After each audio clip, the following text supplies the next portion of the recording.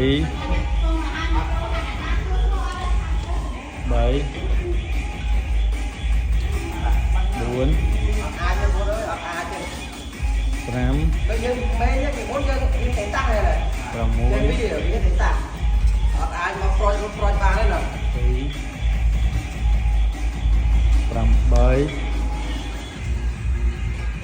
4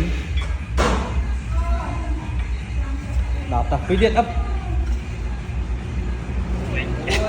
một điện ok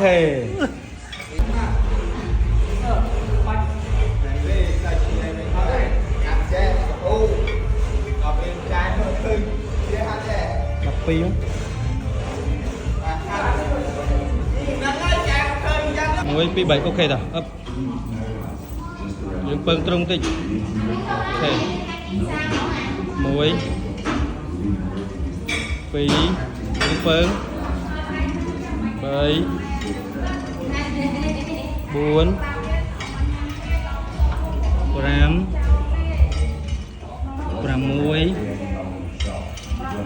6 7 8 9 đó tập phí điện ấp